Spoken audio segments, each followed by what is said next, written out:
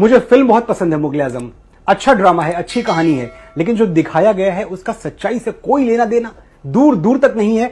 हमारी प्रॉब्लम यह है कि उस जनरेशन से लेकर आज तक जो हमें पर्दे पे दिखा दिया गया, हमने इसको सच मान लिया। हमने कभी इतिहास के पन्ने पलटने की कोशिश नहीं की, हमने द ग्रेट मुगल मान लिया और यह नहीं सोचा कि जिसको हम द ग्रेट मुगल कह रहे हैं ये वही आदमी है जो आगरा के किले के सामने मीना बाजार लगवाता था और लड़कियां जाके पसंद करता था, अपने हरम में भेजता था।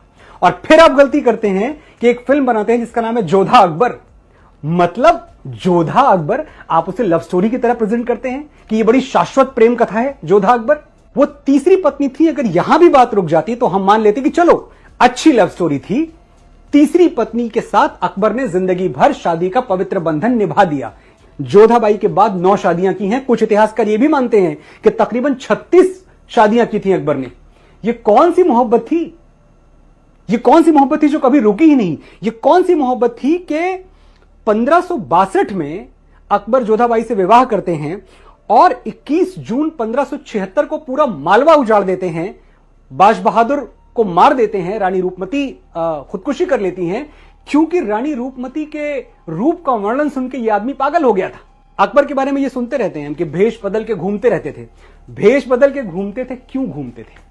भेष बदल के प्रजा का हालचाल जानने के लिए घूमते थे। यह तो झूठा इतिहास है जो हमें पिलाया गया है।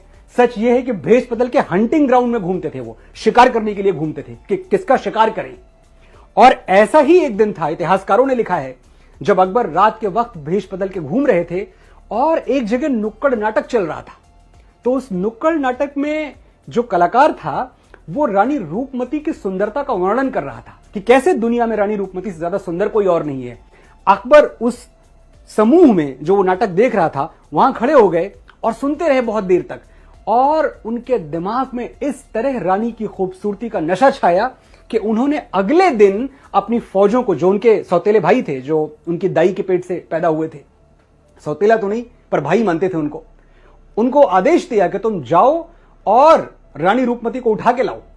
रानी रूपमती को लाने की, वो सती थी, रानी रूपमती थी, बाज बहादुर बहुत बहादुर थे। इन लोगों ने सरेंडर नहीं किया और अकबरी फौजों ने पूरा मालवा तहस नहस कर दिया। वो मालवा जो साहित्य का, संगीत का, लिटरेचर का, अदब का गढ़ था, जहां कोई बुराई ही नहीं थी। मैं ये कह दूं, अगर एक जो परफेक्ट स्टेट होता है, परफेक्ट ऑर्डर में स्टेट होता है, मालवा ऐसी जगह थी। अकबरी फौजों ने सब बर्बाद कर दिया। यह जोधाबाई से शादी के तकरीबन 14 साल बाद की घटना है। तो अकबर तो कहीं रुका ही नहीं, जब तक जिया अपनी हवस, अपनी वासना का पुजारी बना रहा।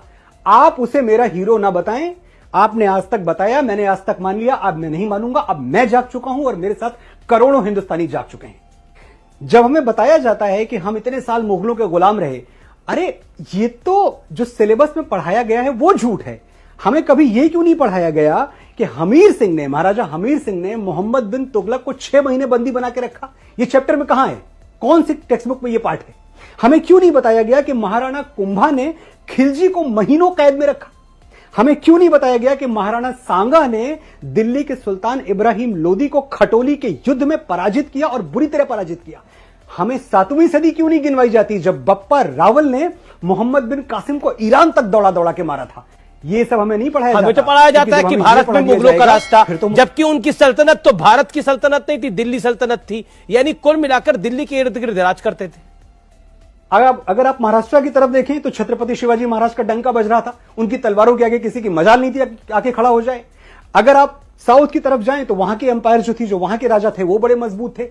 राजस्थान कभी ये पूरी तरह ले ही नहीं पाए, गुजरात की तरफ ये पहुंचे ही नहीं। हम कहां की बात कर रहे हैं? क्या मजाक है ये? कौन सी सल्तनत और कौन सा मुगल साम्राज्य? जब हम एक वर्ड यूज करते हैं ना, the Mughal of music, the Mughal of this, the Mughal of business, पहली बात तो ये सोच बदल दीजिए, क्योंकि ये सिर्फ भगोड़े थे और ये बाद में लुटेरे थे। इनकी तीसरी कोई पहचान नहीं है। भगोड़े और लुटेरे, तीसरी पहचान जो दी है वो इस देश ने दी है और हमारी नपुंसकता ने दी है, क्योंकि हम चुपचाप सुन गए और सह गए।